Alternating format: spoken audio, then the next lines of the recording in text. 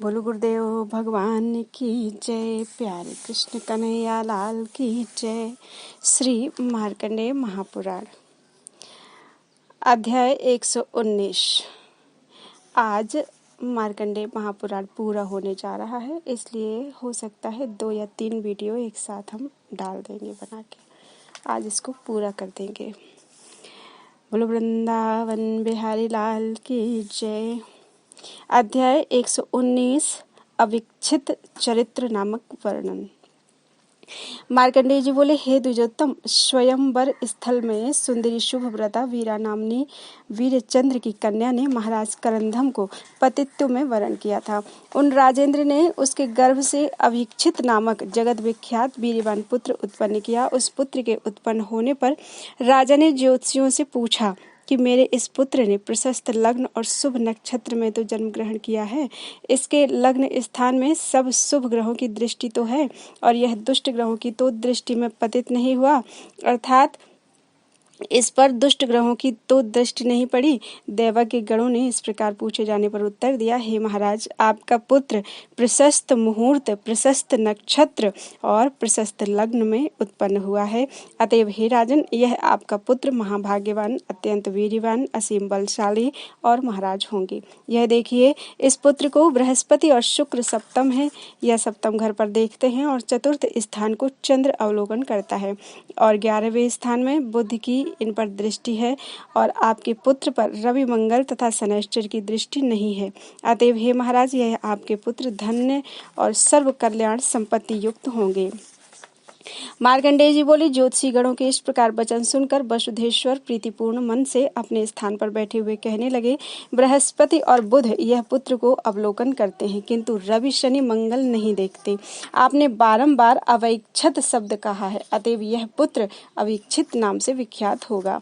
मार्कंडेय जी बोले, उनके वेद वेदांग पारग पुत्र अविक्षित ने कंडुपुत्र से संपूर्ण अष्टविद्या ग्रहण की थी। राजपुत्र ने रूप में देव वैद्य, दोनों अश्विनी कुमार, बुद्धि में वाचस्पति, कांति में शशांक, तेज में सूर्य, धैर्य में समुद्र और सहिष्णुता में पृथ्वी को अतिक्रम किया था और कोई पुरुष भी उन महात्मा के समान शौर्यशाली नहीं था। हेमधर्म की कन्या वरा, सुदेवा की कन्या गौरी, बलि की पुत्री सुभद्रा, वीरभद्र की कन्या निभा, वीर कन्या लीलावती, भीमपुत्री मान्यवती और दंभ कन्या कुमुदवती ने उनको स्वयंवर में वरण किया था। और जिन राजकन्याओं ने स्वयंवर में उनको सम्मानित नहीं किया, अर्थात वरण नहीं किया, बलवान बलोन्मत्त राजपुत्र ने अपने पराक्रम से अन्य राजाओं और उनके पितृकुल को पराजय करके उनको भी बलात्कार से ग्रहण किया।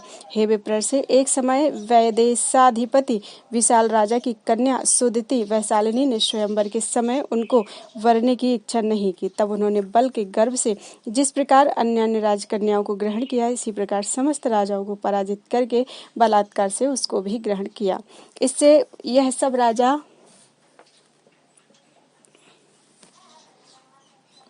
मानी अविक्षित के द्वारा बारंबार पराजित होकर दुख चित्त और व्याकुल भाव से परस्पर में कहने लगे, एक आजाति बलशाली समस्त इकट्ठे राजाओं के सामने एकमात्र वीर ने इस ललना को ग्रहण किया। यह देखकर भी तुम सहन कर गए, अतएव तुम्हारे जन्म को धिक्कार है। दुष्ट मनुष्य के मारने पर भी उसको जो रक्षा करता है, उसी का नाम प्रकृत क्षत्रिय है।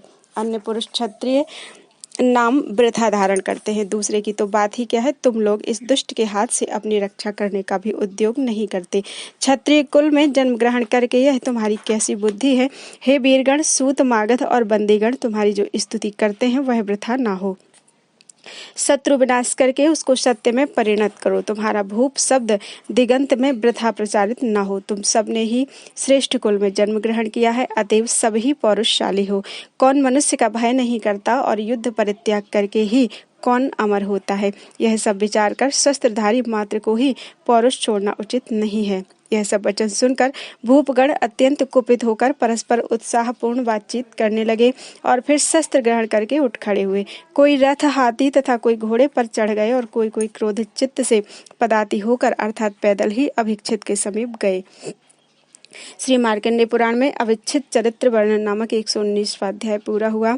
अध्याय 120 अविच्छित चरित्र नामक वर्णन। मार्कंडेय जी बोले, उस काल भी अविच्छित के द्वारा बहुत बार हारे हुए वह राजपुत्र और राजा लोग इस प्रकार संग्राम में सुसज्जित हुए। हे मुने, तब बहुत से उन राजा और राजपुत्रों के संग एकमात्र अविच्छित का दारुण संग्राम होने लगा।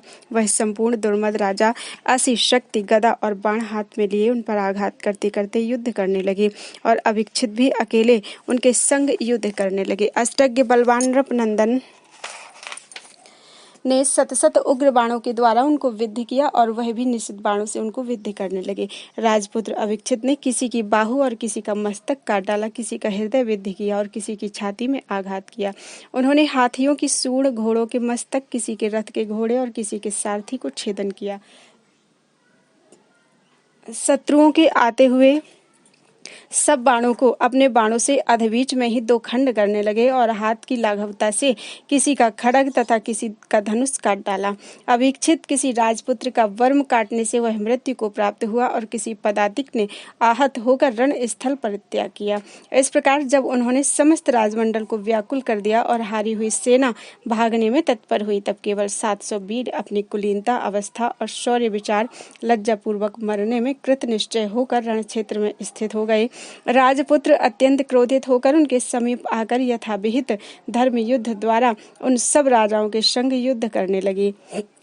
हे महामुने, जब महाबलवान अविच्छित उनके अष्ट कवच आदि काटने में कृत संकल्प हुए, तब जिनका मुख पसीने में भीग रहा है, ऐसे नरेंद्र पुत्रगण धर्म त्याग कर उन धर्म योद्धा के संग युद्ध करने लगे।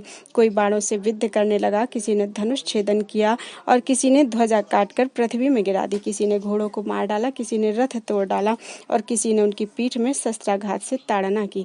धनुष के कट जाने पर नृपनंदन ने अत्यंत क्रोध से ढाल तलवार ग्रहण की, किंतु किसी वीर ने उसको भी काट दिया।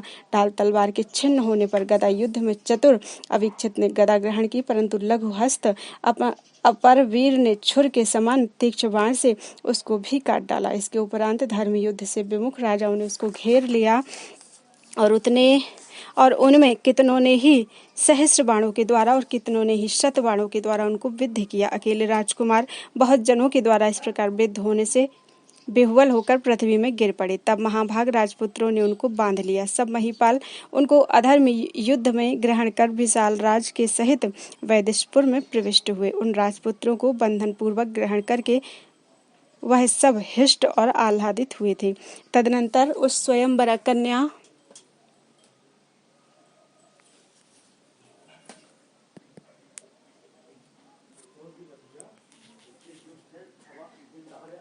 सब महिपाल उनको अधर्म युद्ध में ग्रहण कर विशाल राज के सहित वैदेशपुर में प्रविष्ट हुए। उन राजपुत्रों को बंधन पूर्वक ग्रहण करके वह सब हृष्ट और आह्लादित हुए थे। तदनंतर उस स्वयंवरा कन्या और राजपुत्र को उन्होंने विशाल नरपति के सम्मुख स्थापित किया। इसके बाद हे मुने, इन राजाओं में जिसकी अभिलाषा हो उसको ही वरु। उसके पिता और पुरोहितों के इस प्रकार बारंबार कहने पर भी उस कन्या ने जब किसी को भी वर रूप में ग्रहण नहीं किया, तब नरेश्वर ने ज्योतिषी लोगों से विवाह के संबंध में पूछा। आज तो इस प्रकार विघ्नोत्पादक युद्ध उपस्थित हुआ है, अतएव इसके विवाह का और कोई उत्तम दिन बताओ।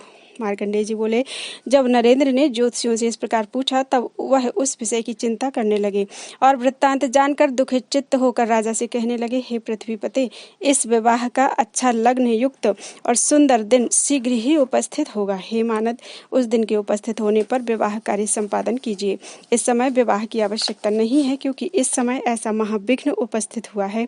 श्री मार्कंडेय पुराण में अविच्छित चरित्र वर्णन नामक 120वां अध्याय पूरा हुआ। बोलो वृंदावन बिहारी लाल की जय। अध्याय 121 अविच्छित चरित्र नामक वर्णन। मार्कंडेय जी बोले, हे महाराज, करंदम तथा उनकी पत्नी वीरा और अन्य राजाओं ने राजपुत्र के बंधने का संवाद सुना। हे महामुने, उनको अधर्म युद्ध में बधा सुनकर राजा अपरापर सामंत राजाओं के संग बहुत काल तक चिंता करते रहे। कोई कोई बोला, जिन बहुत राजाओं ने एकत्र होकर एकमात्र वीर को अधर्म युद्ध में बांध लिया है, वह सब राजा बद्ध अर्थात मार डालने योग्य हैं। कोई कोई बोला, अब निश्चिंत क्यों बैठे हो? शीघ्र सेना सजाओ, दुष्ट विशाल राजा और वहां आए हुए सब राजाओं को बांध लो। और कोई कोई कहने लगे, पहले राजपुत्र ने ही अनभिलाषिणी कन्या को अन्याय रीति से बलपूर्वक ग्रहण करके धर्म त्यागा है और उन्होंने सब स्वयंवरों में ही इसी प्रकार राजपुत्रों को शत्रु बना लिया है। इस कारण उन सब ने मिलकर उन्हें बांध लिया है। वीर वंशीय वीर पत्नी वीर प्रसु वीरा उनके यह वचन सुनकर हर्षित अंतःकरण से स्वामी और अन्यान्य राजाओं के सामने कहने लगी, हे पार्थिवगण, संपूर्ण राजाओं को पराजित करके मेरे कल्याणास्पद पुत्र ने जो बलात्कार से कन्या ग्रहण की है वह उत्तम ही किया है। इसीलिए अधर्म युद्ध में अकेले पुत्र को राजाओं ने बांध लिया है। मुझको बोध होता है कि इससे भी मेरे पुत्र की कोई हानि नहीं है। यही पुरुषार्थ है जो क्रोध के वशीभूत होकर मनुष्य मारने की इच्छा वाले सिंह के समान अधर्म से मनुष्य की नीति को इस प्रकार नहीं गिनता है। अनेक अनेक सम्मानित राजाओं के सामने बलात्कार से मेरे पुत्र ने स्वयंवर के निमित्त उपस्थित की हुई बहुत सी कन्याओं को ग्रहण किया है, तो क्षत्रिय कुल में जन्म ग्रहण और कहाँ हीन जनोचित मांगने का कार्य, ये इन दोनों में बहुत अंतर है। अतएव क्षत्रियगण बलवानों के सामने ही बल प्रकाश करके ग्रहण करते हैं। यदि धार्मिक राजा को कोई लोहे की श्रृंखला अर्थात जंजीर भी बांध ले, किंतु तो भी वह कातर भाव से उसकी वश्यता स्वीकार नहीं करता, किंतु पहले वीरता प्रकाश करके फिर सहज में ही वश्यता स्वीकार कर सकता है। अतएव इसमें बुरा मानने की आवश्यकता नहीं है, क्योंकि मैं पुत्र के इस बंधने के विशेष श्लाघा का विषय विचारती हूँ। तुम्हारे पूर्वजों ने भी शत्रुओं का नाश करके राजाओं का पृथ्वी पुत्रादिक धन हरण किया, और इस निमित्त आपके मस्तक में अष्टघात का होना भी श्लाघनीय है। राजा लोग पृथ्वी पुत्रादि धन और भारिया इत्यादि सज्जनों के निकट से हरण करके संचय करते हैं और वही उनके गौरव का कारण होता है। अतएव आप युद्ध के लिए शीघ्रता अवलंबन कीजिए। शीघ्र रथ में चढ़कर सारथी सहित हाथी और घोड़ों को सज्जित कीजिए। अनेक राजाओं के साथ एक व्यक्ति से युद्ध करने के विषय में आप क्या सोचते हैं? सूरजन अल्प युद्ध में ही बड़ा पराक्रम संपादन करके अंत में संतोष प्राप्त करते हैं। आप नरेंद्रादि शत्रु समूह और जिनसे भय की संभावना नहीं है, ऐसे कातर शत्रुओं के ऊपर कौन सामर्थ्य प्रकाश करने की अभिलाषा नहीं करता। सूर्य जिस प्रकार दिगंत व्याप्त अंधकार के समूह का नाश करते हैं, ऐसे ही जो सूर्य बल वीर्यादि के द्वारा भुवन व्यापी सब शत्रुओं को पराजित करके विराजमान होते हैं, वही यथार्थ सूर्य हैं। मार्कंडेय जी बोले, हे मुने, राजा करंदम इस प्रकार पत्नी के द्वारा उत्तेजित होकर पुत्र के शत्रुओं का वध करने को सेना सजाने लगे। अनंतर पुत्र के बंधे रहते ही विशाल राज और अपरापर राजाओं के संग करंदम का युद्ध आरंभ हुआ। उस समय विशाल राज के अनुगामी राजाओं के सहित राजा करंदम का 3 दिन युद्ध होने पर जब वह सब विशाल भूपमंडल पराजित हो गया, तब विशाल उनकी पूजा करने के लिए अर्घ्य हाथ में लेकर करंदम के समीप उपस्थित हुए। करंदम ने भी राजा के द्वारा पूजित होकर पुत्र को बंधने से छुड़ाया। प्रीतिपूर्वक उस रात्रि को वहां सुख से वास किया। हे विप्रसे, इसके उपरांत विशाल राजकन्या को लेकर विवाहार्थ वहां उपस्थित हुए। तब अविक्षित ने पिता के सामने ही उनसे कहा, हे नृप, जिस कन्या के सामने मैं शत्रुओं से परास्त हो गया हूँ, उसको तो कभी ग्रहण नहीं कर सकता और अन्य भी किसी कामिनी को मैं ग्रहण नहीं करूंगा। अतएव जो कभी शत्रुओं से अपमानित नहीं हुआ हो, ऐसे अखंडित यश वीर्य से युक्त किसी और मनुष्य को आप कन्या दीजिए और यह कन्या भी उसी को वरण करे। इस कातर अबला के समान मैं शत्रुओं से पराजित हो गया हूँ, अतएव मेरा मनुष्यत्व क्या है? इसलिए मुझसे और इस कन्या में कोई भेद नहीं है। स्वतंत्रता सदा मनुष्य के अधीन है और ललनागण सदा ही पराधीन है। अतएव पुरुष होकर भी जो पराधीन हो, उसकी मनुष्यता कैसी है? जिसके सम्मुख मैं समस्त राजाओं से हार गया हूँ, उसको अपना यह पूर्व दृष्ट मुख किस प्रकार दिखाऊंगा?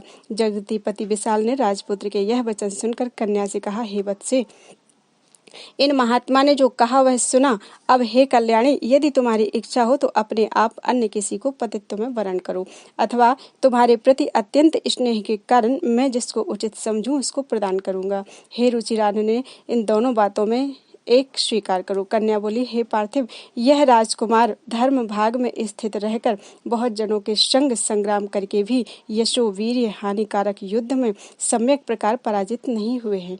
युद्ध के लिए आए हुए बहुत राजाओं में इन्होंने जो केसरी के समान अकेले ही युद्ध में स्थिति की थी, उसके द्वारा ही इनका विशेष शौर्य प्रकाशित हुआ है। यह केवल युद्ध स्थल में स्थित नहीं थे, वरन इन्होंने संपूर्ण राजमंडल को बहुत बार पराजित करके यथेष्ट विक्रम भी प्रकाशित किया था।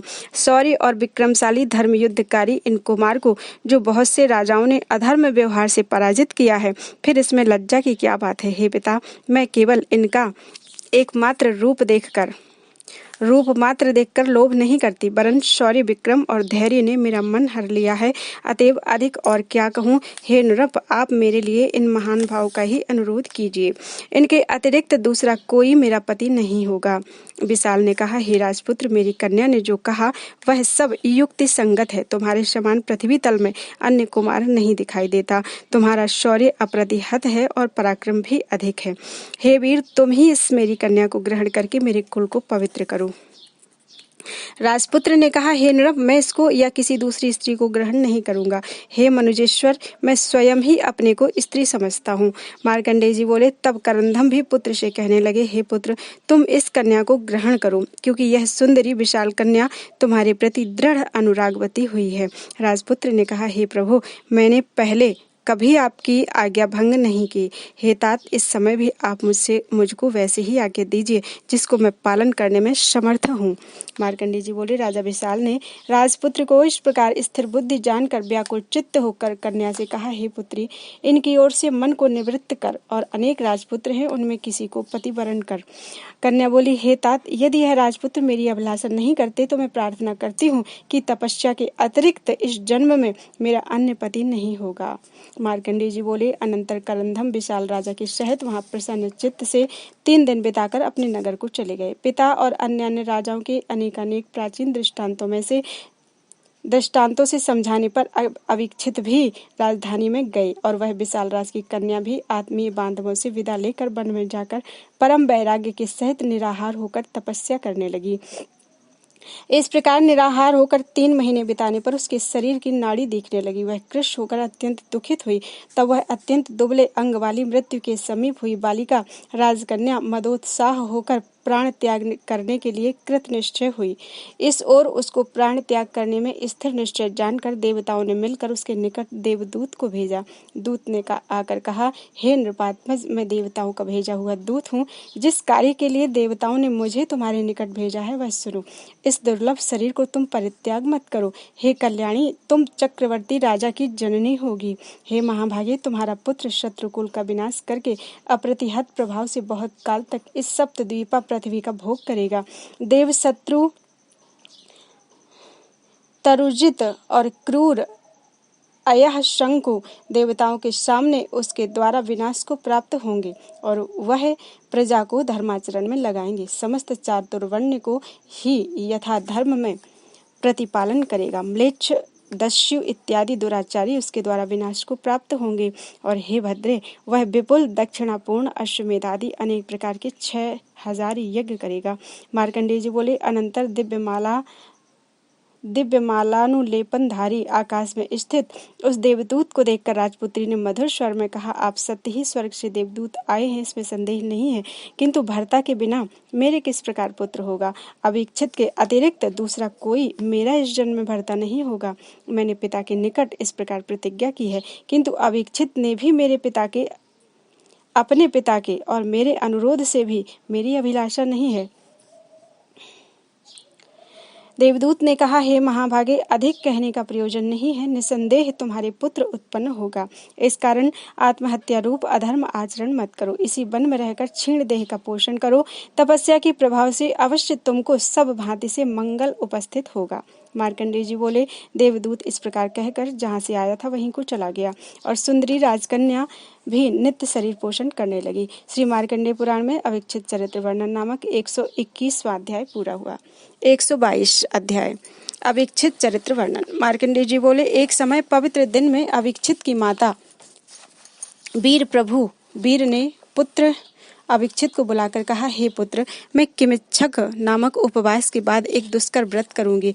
तुम्हारे महात्मा पिता ने भी उसे करने की आज्ञा दे दी है। वह व्रत तुम्हारे पिता और तुम और मैं इन 3 जनों के अधीन है। अतएव हे पुत्र, जब तुम उसकी प्रतिज्ञा कर लोगे तब मैं व्रत कार्य में यत्नवती होंगी। तुम्हारे पिता के राजकोष का आधा धन दान करूंगी, इसलिए धन तुम्हारे पिता के अधीन है, किंतु उनसे आज्ञा प्राप्त कर ली है। क्लेश साध्य विषय मेरे अधीन है, वह मेरे द्वारा भली भांति संपन्न भी होगा, और जो कुछ बल तथा पराक्रम साध्य है वह सब तुम्हारे अधीन है। वह तुमको सुसाध्य, दुसाध्य अथवा असाध्य भी हो सकता है। अतएव हे पुत्र, यदि अपने साध्य विषय में तुम अंगीकार करो तो इस व्रत का उद्योग करो। अब तुम्हारा जो अभिप्राय हो उसको कहो। अभिक्षित ने कहा, धन पिता के अधीन है, उसमें मेरी कुछ प्रभुता नहीं है। मेरे शरीर से जो कार्य सिद्ध होगा तुम्हारी आज्ञा अनुसार मैं उसके संपादन करने को प्रस्तुत हूँ। यदि वित्तेश्वर पिता ही इसमें आज्ञा देते हैं तो हे माता, तुम निश्चिंत होकर संतुष्ट हृदय से किमिच्छक व्रत करो।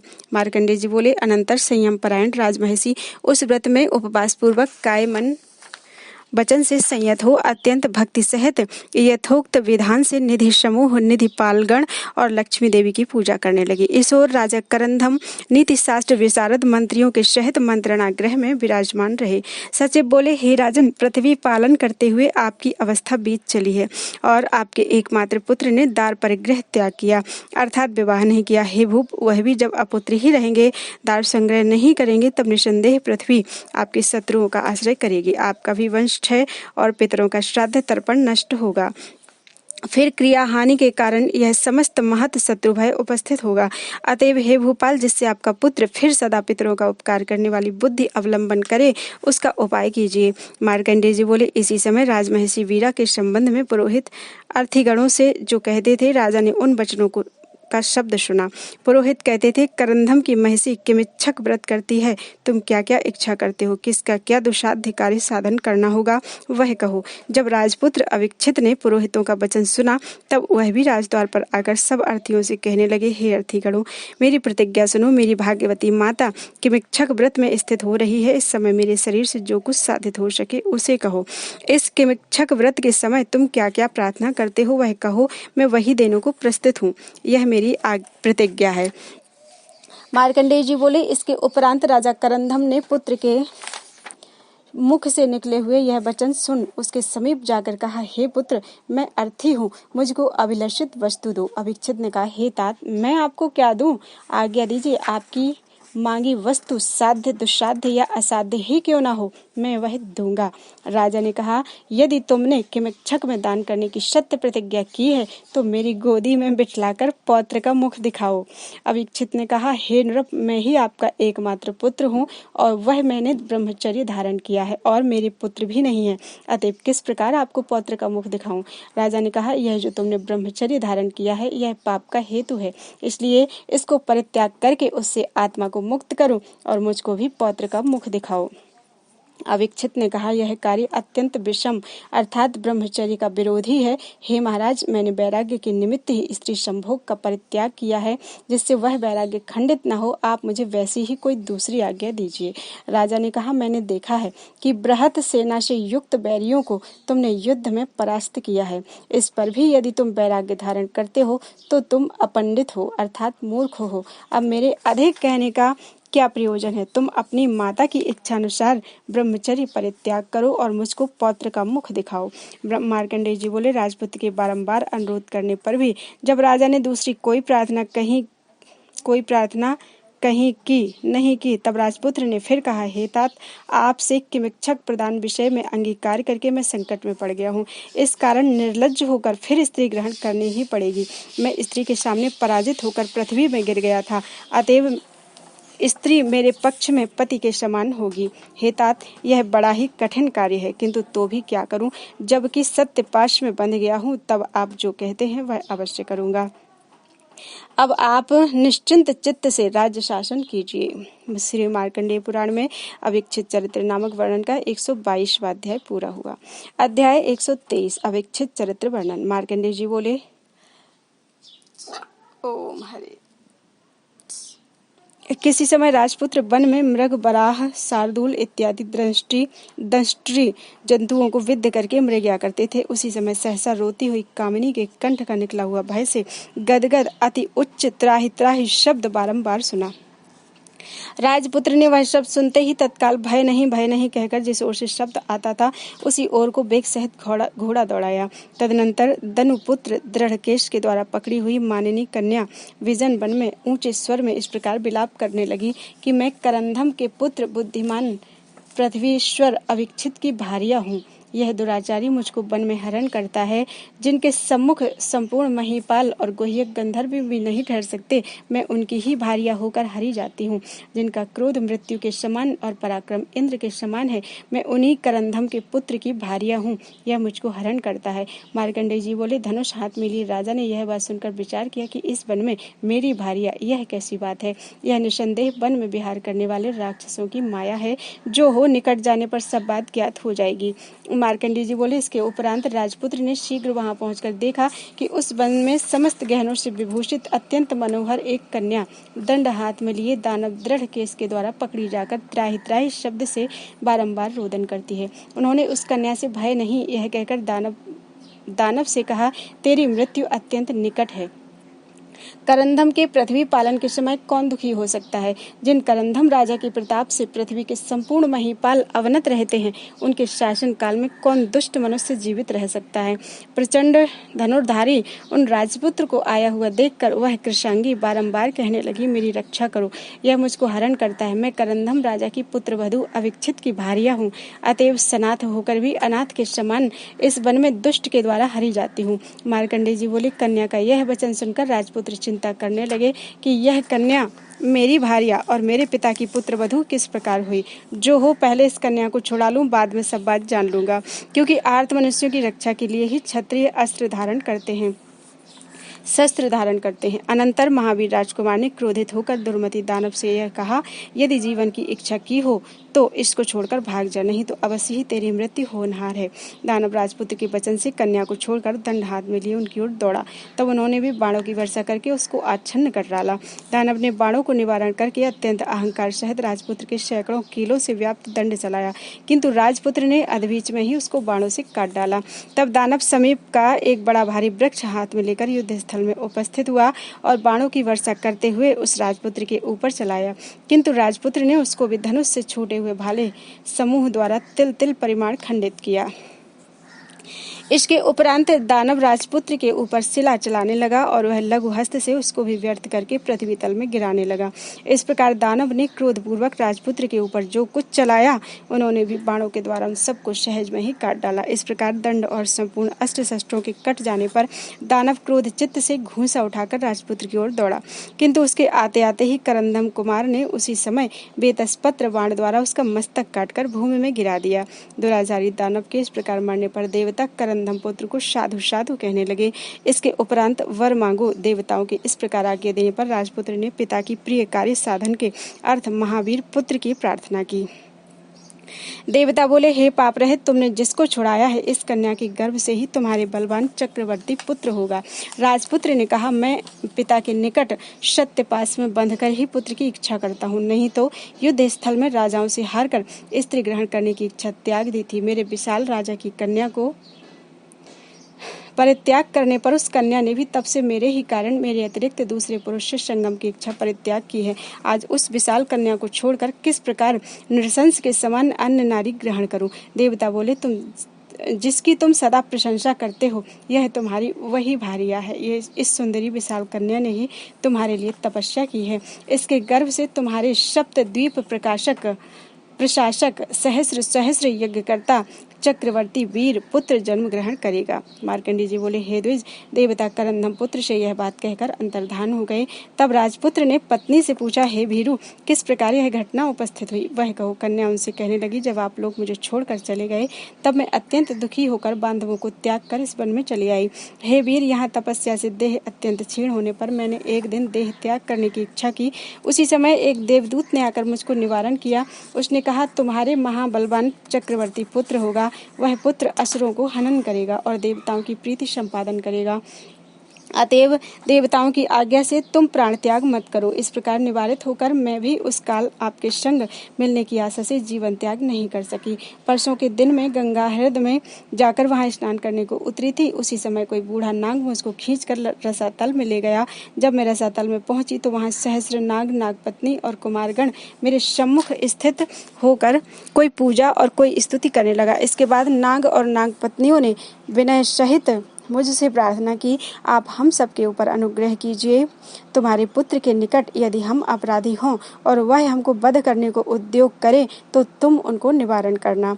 अनिलाशन अर्थात वायुभोगी नागगण जब तुम्हारे पुत्र का अपराध करें तो तुम इस निमित्त उसको निवारण करो। अनुग्रह पूर्वक यह बात अंगीकार कीजिए। जब मैंने यही हो कहकर स्वीकार किया तब दिव्य पाताल भूषण, मनोहर गंध, वस्त्र और पुष्पादि द्वारा मुझको भूषित करके सर्पगण पृथ्वी में रख गए। तब मैं पूर्व के समान कांतिमती रूपवती हो गई। मुझको इस प्रकार सब गहनों से विभूषित रूपवती देखकर दुर्मति दृढ़केश ने हरण की इच्छा से मुझको पकड़ा था। हे राजपुत्र, मैंने आपके ही बाहुबल से इस समय छुटकारा पाया है। अतएव हे महाबाहु, अनुग्रह करके मुझको ग्रहण कीजिए। मैं सत्य ही कहती हूँ कि पृथ्वी तल में आपके समान गुणशाली अन्य राजपुत्र नहीं है। श्री मार्कंडेय पुराण में अविच्छिद चरित्र नामक वर्णन का 123वां अध्याय पूरा हुआ। बोलो वृंदावन बिहारी लाल की जय।